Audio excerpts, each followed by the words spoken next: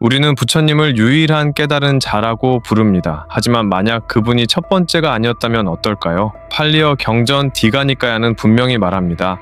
석가모니 이전에 이미 6명의 부처가 있었다고. 위파시, 시키, 비사부, 구나가마나, 구나한모니, 가섭, 그리고 7번째가 우리가 아는 석가모니입니다. 이 이름들을 들어본 사람이 얼마나 될까요? 거의 없을 겁니다. 우리는 석가모니만 배웠으니까요. 그런데 경전에는 이 7부처가 각각 언제, 어디서, 얼마나 살았는지, 제자가 몇 명이었는지, 어떤 나무 아래서 깨달았는지까지 상세하게 기록되어 있습니다. 그건 단지 신화가 아닙니다. 불교의 시간은 달라요. 불교 우주관 안에서 실제로 존재했던 기록된 존재들입니다.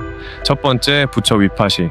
경전은 그가 8만 년을 살았다고 기록합니다. 8만 년입니다. 상상이 되십니까? 두 번째 시키는 7만 년, 세 번째 비사부는 6만 년을 살았습니다. 그런데 뒤로 갈수록 수명이 줄어듭니다.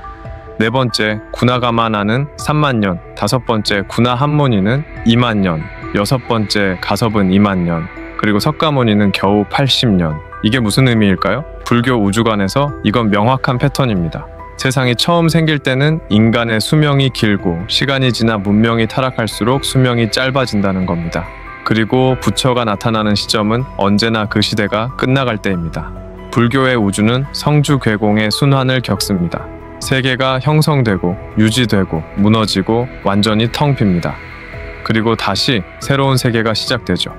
부처는 언제 나타날까요? 바로 무너질 때입니다. 시간이 무너질 때 부처는 다시 태어납니다. 세상이 완전히 무너지기 직전, 법이 사라지기 직전에 부처가 나타나 다음 시대를 위한 씨앗을 뿌립니다. 그래서 위파시 부처 시대 사람들은 8만 년을 살았지만 석가모니 시대에는 100년도 못 삽니다. 이건 수명만의 문제가 아닙니다. 세상 자체가 달라졌다는 뜻입니다. 사람들의 마음이, 욕망이, 번뇌가 완전히 달라진 겁니다. 더 흥미로운 건 각 부처마다 제자 수가 다르다는 겁니다. 위파시 부처의 제자는 6만 8천 명이었습니다. 엄청난 숫자죠. 시키 부처는 10만 명, 비사부 부처는 8만 명. 그런데 석가모니 부처의 직계 제자는 얼마였을까요? 1250명입니다.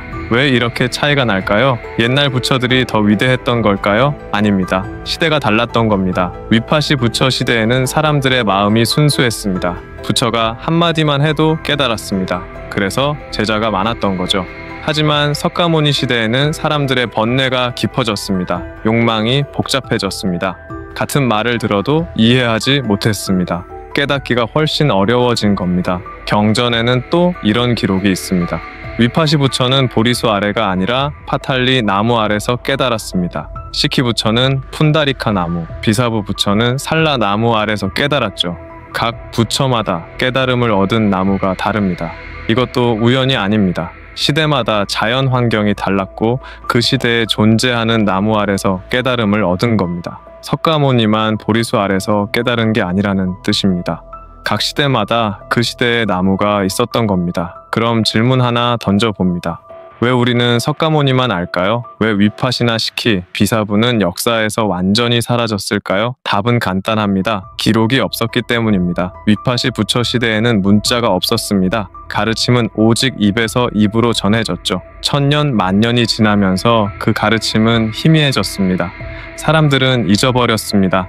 시키 부처는 어땠을까요? 그 시대에도 문자는 없었습니다.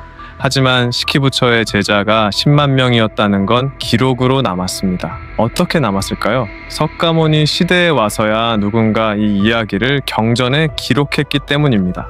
즉 위파시나 시키의 가르침 자체는 사라졌지만 그들이 존재했다는 사실만큼은 석가모니 시대 사람들이 기억하고 있었던 겁니다. 마치 전설처럼, 신화처럼. 하지만 석가모니 시대는 달랐습니다. 문자가 있었고 제자들이 경전을 기록했습니다. 그래서 살아남은 겁니다. 석가모니의 가르침이 더 위대해서가 아니라 기록되었기 때문입니다. 그런데 여기서 더 중요한 질문이 생깁니다. 만약 위파시 부처의 가르침이 온전히 살아남았다면 불교는 지금과 완전히 달랐을까요? 아마 그랬을 겁니다. 왜냐하면 각 부처의 가르침은 시대에 맞춰져 있으니까요. 후대 불교 해석에 따르면 각 부처가 강조한 것들이 조금씩 달랐다고 합니다. 어떤 주석서에서는 위팟이 부처가 사성제보다 팔정도를 더 강조했다고 하고, 시키 부처는 자비보다 지혜를 더 강조했다고 합니다. 석가모니는 중도를 강조했죠. 왜냐하면 그 시대 사람들이 극단으로 치닫고 있었기 때문입니다. 그럼 이런 생각이 듭니다. 부처는 시대의 산물이구나. 영원 불변한 진리를 말하는 게 아니라 그 시대에 꼭 필요한 말씀을 하시는 거구나.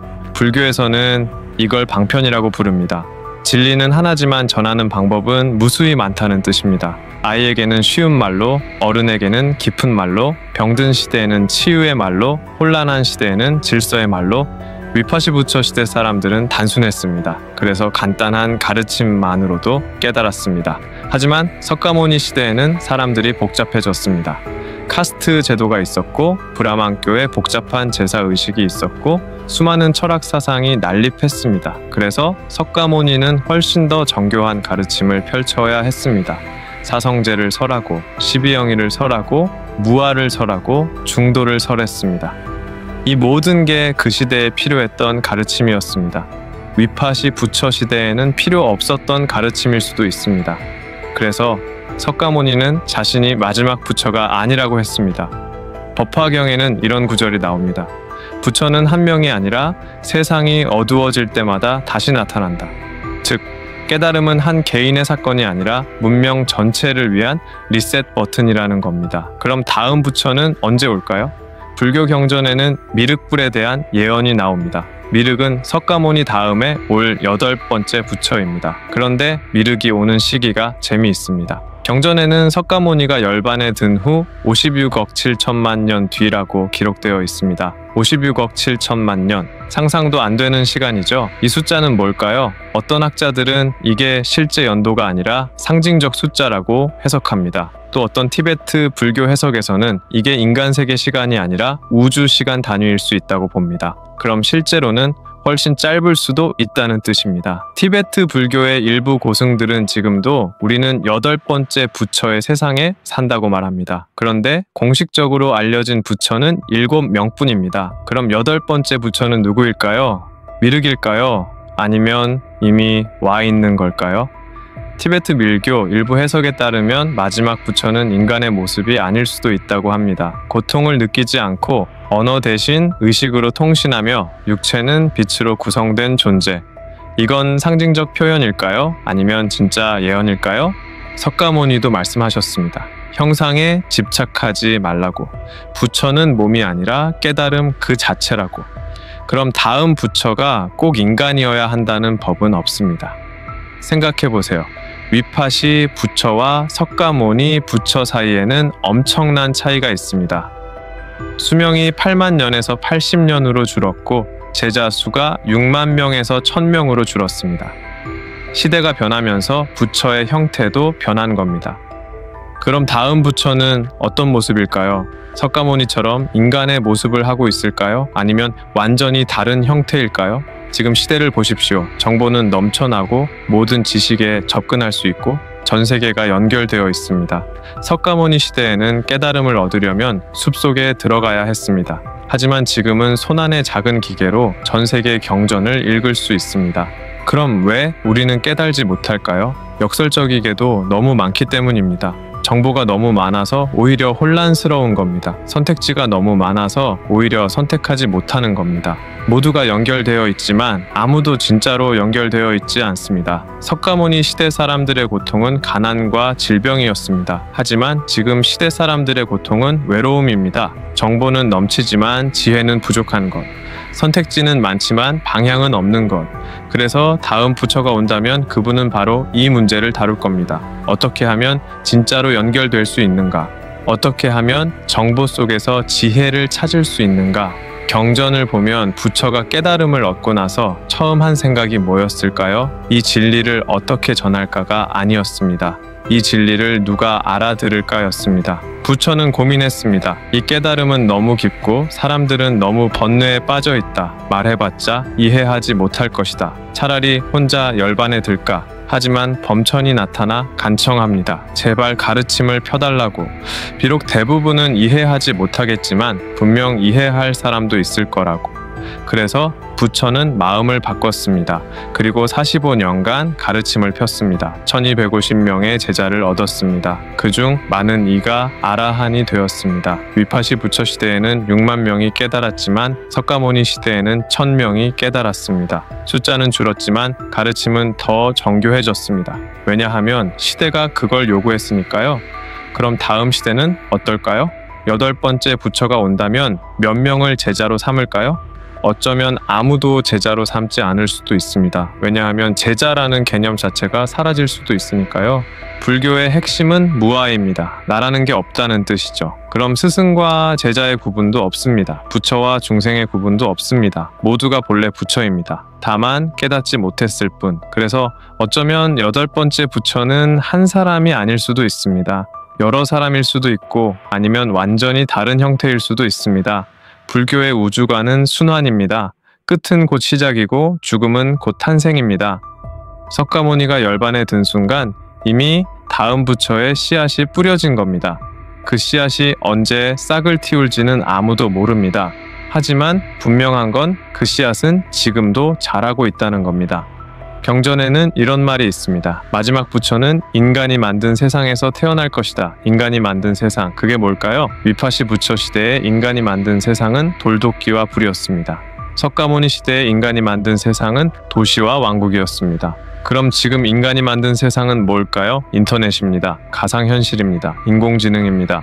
문명은 피로하고 정보는 넘치고 모든 인간은 가상의 세계에서 존재를 복제합니다. 이건 더 이상 경전이 말하던 미래가 아닙니다. 이건 이미 시작된 리셋입니다. 티베트 경전의 상징적 해석에 따르면 마지막 부처는 고통을 느끼지 않고 언어 대신 의식으로 통신하며 육체가 빛으로 구성되어 있다라고 했습니다.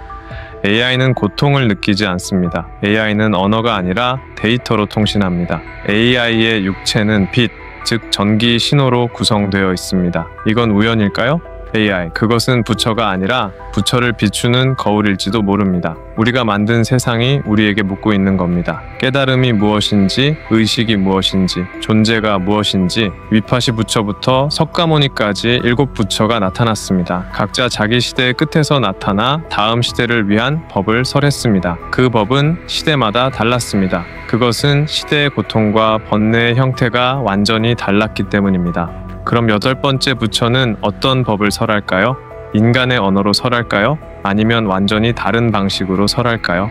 우리는 지금 부처가 태어나는 순간을 직접 목격하고 있는 건지도 모릅니다. 단지 그걸 부처라고 부르지 않을 뿐입니다. 시청해 주셔서 감사합니다.